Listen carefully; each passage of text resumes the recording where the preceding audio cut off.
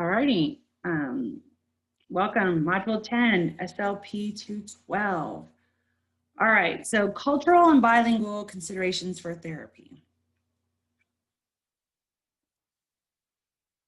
So super important, especially we live in a state where we do have lots of other cultures and languages, and that's probably true for the whole United States, so not just inherent to Arizona.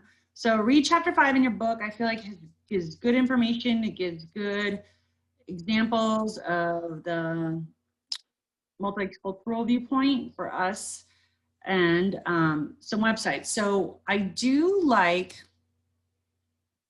some information on asha.org.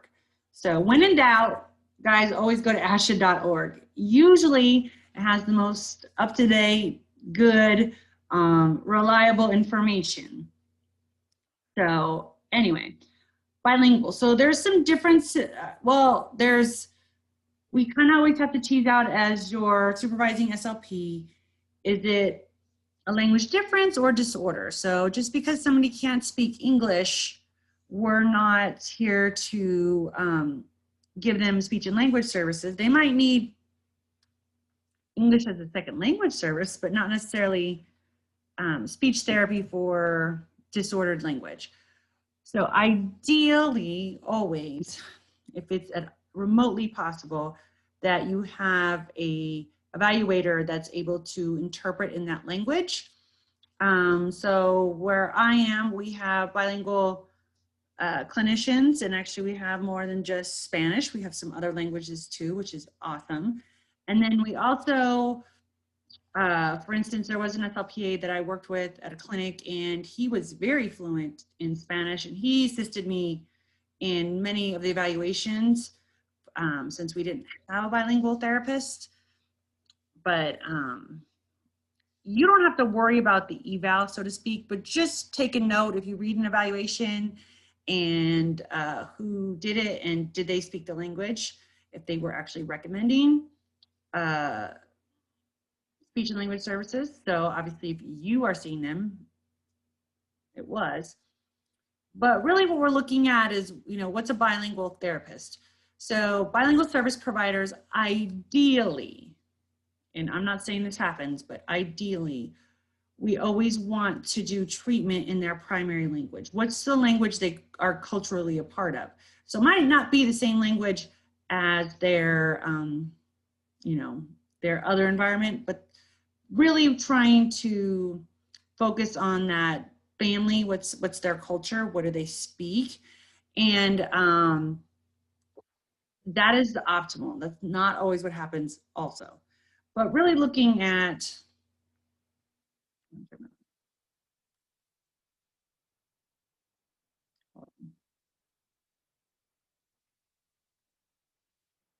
so there's things that we do with collaborating with interpreters. So somebody asked, do we sometimes work with an interpreter? Absolutely, we sometimes work with one. And so obviously when we're doing the eval, some other things we need to be sure to mention that sometimes there's different cultural mindsets. So when we make recommendations, so let's say we do an eval, we are recommending services for a client, and we have to be sure that our recommendations match their culture. So there are things that I think maybe are accepted in American culture that isn't necessarily accepted in other cultures. So definitely some components there we have to be culturally aware. And then really looking at that overall developmental process. So what can we do to support their language development in basically their primary language? Sometimes we get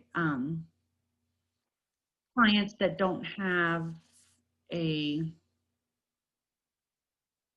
what I would call a primary language. They maybe have a family that speaks a primary language, but they're so delayed, they don't, they're kind of a language. As the one bilingual therapist I work with, she calls it a language. They don't have any. So obviously something is absolutely better than nothing, especially if we're looking at something along the lines of somebody on the spectrum or some other significant intellectual disability. So sometimes, regardless whether they speak English or not, sometimes we do recommend services, but that is a case-by-case basis.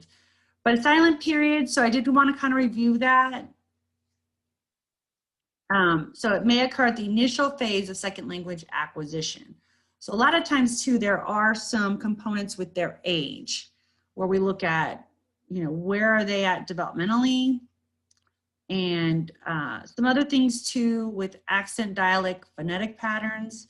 So we know, take for instance, many of our languages based in Asia, Mandarin, I can't think of the other one. I want to say Korean, but it's not. Maybe it's Japanese. Really struggle with the L and R sound because those sounds don't exist in their native language. So definitely some factors there when we're doing new phonemes for people that maybe have never been exposed to it on a phonemic linguistic status. So just some things too. Speech therapy, we also sometimes in a professional environment work on accent reduction. I have some different opinions on that, but definitely what we want everyone to be able to do is communicate and be understood to the best of their abilities or to their optimal performance. So, and then really kind of know the difference between a difference and a disorder. So, for instance, sometimes we just see differences at the syntactic and morphology level. And then semantics, a lot of times we have difficulties more with that inferential or idioms, figurative language components in a culture, because some of those are specific to, cultural and dialect. So they might mean one in one culture, but they don't translate well into another culture or language. So definitely some things that we work on.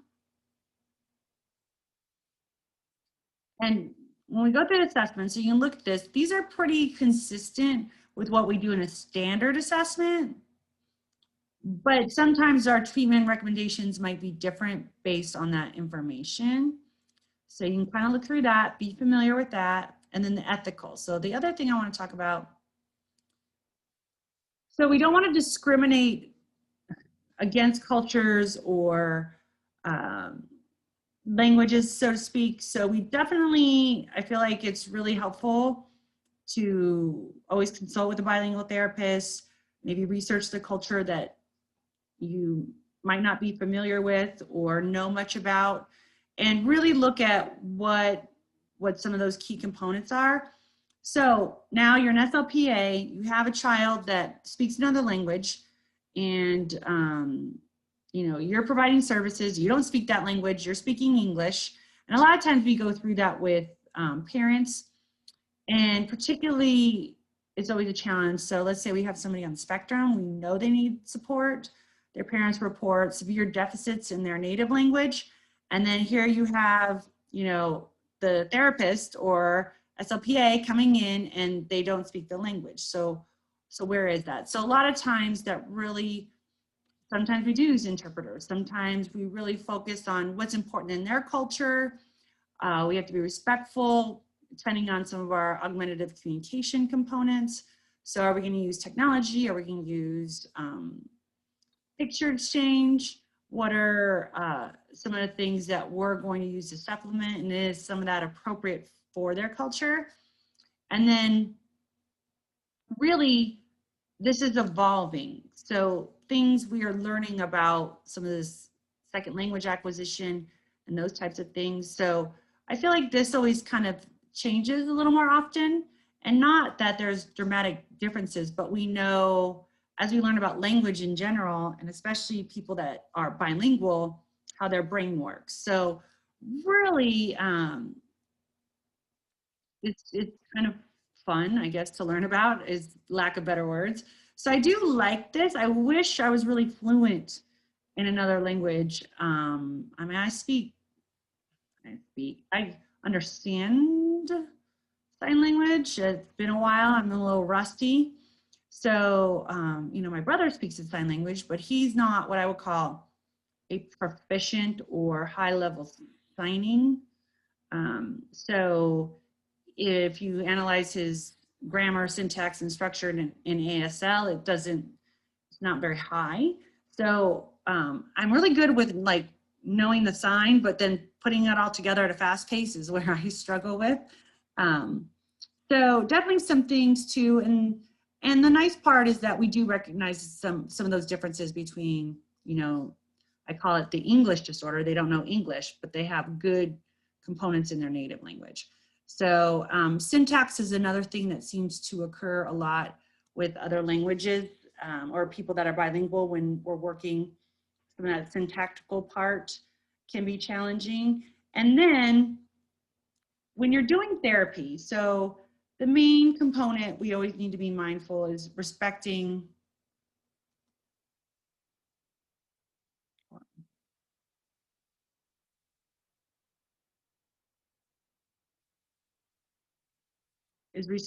the culture and their priorities, beliefs, etc. So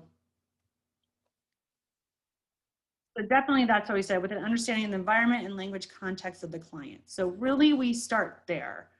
And then sometimes some things that maybe we emphasize in our American culture isn't necessarily a strong key piece in other cultures. So really maintaining what is their priority in their culture. And that's usually where we start with from a therapeutic standpoint. So, and really looking at, is our stimuli culturally relevant? I do think there's a good dialogue in many ways going on just out in the world today about, you know, what I would say culturally sensitive materials that we use. So for instance, we do need to be mindful of what kind of items we use in a treatment session. What are some of our picture-based things? What are some things that maybe they've been exposed to that we haven't? And making sure that our stimuli that we use within a treatment session is not culturally insensitive, it's appropriate for their culture, that kind of thing. So definitely we really need to be mindful, and this is true in all, not just with our clients who maybe speak another language, but we really need to be culturally aware, you know, diverse with our stimulus material, and really looking at, are we mindful of that? And, you know, as best as we possibly can. For instance, there's a family I work with, they're Russian. So I worked with a lot of, you know, growing up in California, I was pretty familiar with a lot of different Asian cultures, East Asia cultures, South American, the various different kinds of Latino cultures that I was exposed to. So I felt like I was pretty diverse, but Russian was not one I was, you know, even like my father-in-law, he's Armenian, you know, just some things I was pretty familiar with in California. So Russian has been a new one for me. And, you know, they have some different ideas and things and have different mindset, just even from schooling and gender roles. That's another thing too. You have to look in the culture. Some of those components are important, especially for us as professionals coming in, because there are some other cultures that, you know, can not necessarily, you know, look at women with the same professional outlook as men. So there are some of those things that can occur, especially if you're doing home-based. And home-based services is super critical that we're looking at being mindful of the culture. So definitely making sure if you need support, you need more information on family priorities or what you should be focusing on in a treatment session, please reach out to your supervisor. And hopefully they have some information about the culture. And you can look too, so there's kind of generalities, but you know, you can make some stereotype, you know, assumptions about a various culture, but also looking at that valuation. What did the parents indicate the valuation is a priority? So usually in the evaluation that you will get as part of getting ready to treat a client, you'll get the evaluation, you'll get the goals. And a lot of times we make, you know, family-based goals. What's the importance in the family? So being mindful that you may have a different cultural expectation. You might have some different mindsets than the culture that this client is immersed in. So being mindful of your own kind of prejudice, and I say prejudice, and I don't want to, that's maybe not the right word, but your own philosophy, mindset, and your cultural beliefs. So definitely being mindful of your own versus the family and the client that you're treating. And even that, so I think it's a little bit easier with our young age group, our young population.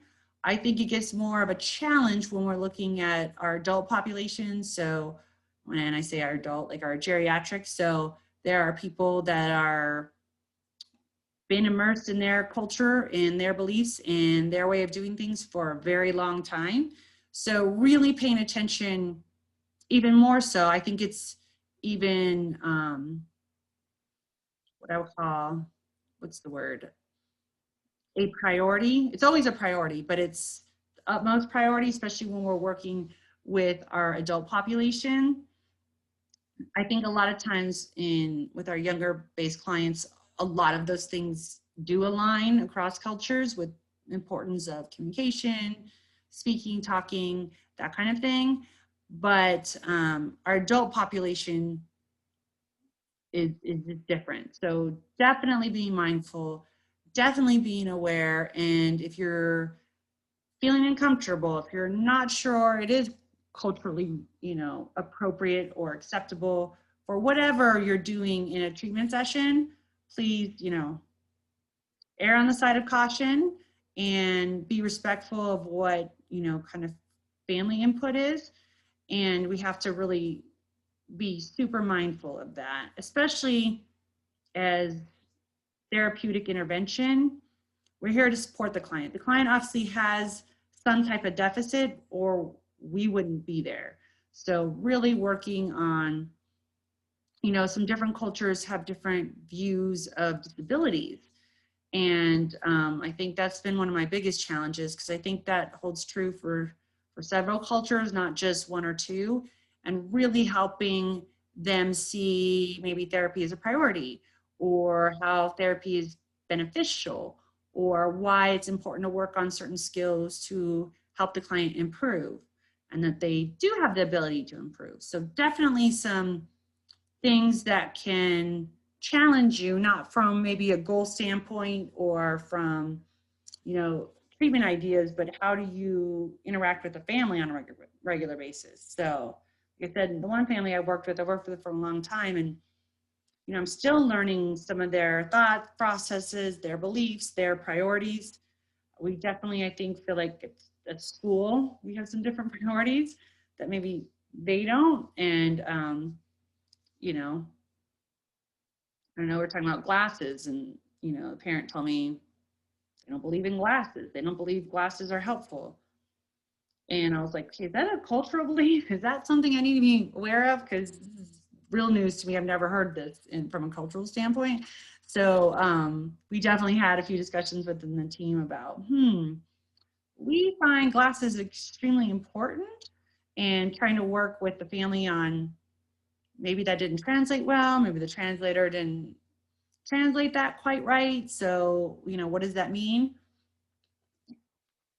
Um, and obviously, if you can't see the pictures or words or things that, you know, are stimuluses to work on various goals, that's a problem. So, um, definitely, we've had some good discussions about, you know, trying to be culturally mindful for this particular family. But it's that culturally divergent views we have to be like, um, it's a it's a prominent awareness we have to have anytime we're working with somebody from a different culture. And genders can kind of apply. So, you know, gender roles and things like that is also very important too. So, and even something like assistive technology. So, for instance, hearing loss. This is another one, I think, when we're working with somebody who maybe has a hearing loss, we're wanting to work on compensatory skills. We're trying to work on them, you know, using the assistive technology available. We're kind of one component in a treatment team. So the more services a client has that has some cultural diversity, we need to even be more together as a team, being sure we're supporting each other and the family's beliefs. So all of those things really come into play in treatment. And again, it is a case-by-case basis. And, you know, expectations, outcomes, those are all components. So be sure to read your chapter.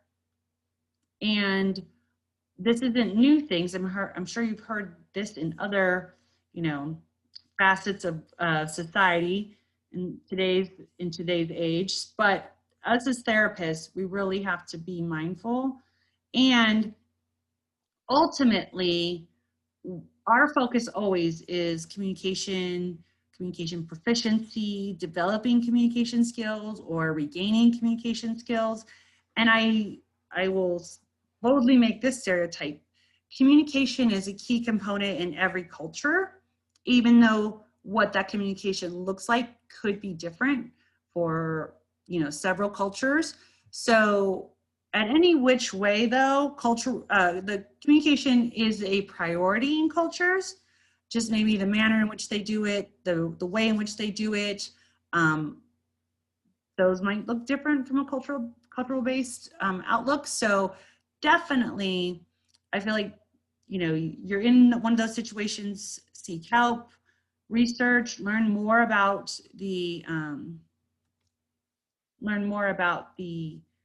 culture, especially if you are very unfamiliar with it. So those are some things to look, and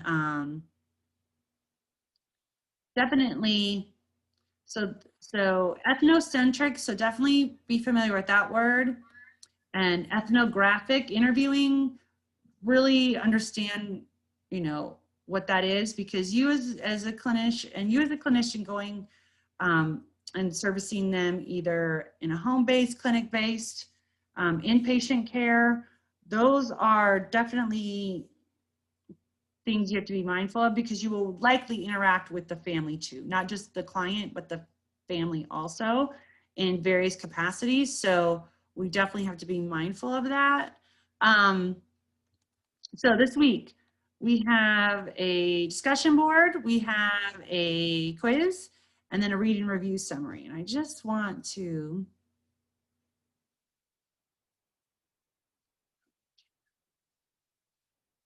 so the read and review summary, and I'm sorry, I don't know why it's coming up with this quiz. I think when we did some updates. So definitely look at the ASHA website on the bilingual service delivery. We kind of went through it, but just be aware of all the different pieces of it. Now, somebody will ask about, do I need to know about assessment? You do always need to know about assessment, because what we're looking for is you to have knowledge of how did your supervisor come to some determinations, and how do we make decisions for this client to support their communication, and you know, how are we supporting the client's communication, you know, as a person, as a family member, as an employee, depending on age, of course, or student. What are we doing to support that from that cultural aspect of assessment? So be sure you're familiar with some of those terms, especially you will see them again. And there's lots of terms on the ASHA website. So definitely many of those terms you're going to see again. So be aware of that. And that's about it. Like I said, I feel like there's not a shortage of information on this, but ASHA is the best place to go for things relevant to speech pathology. Alrighty, so I appreciate you guys joining me, and we'll see you soon.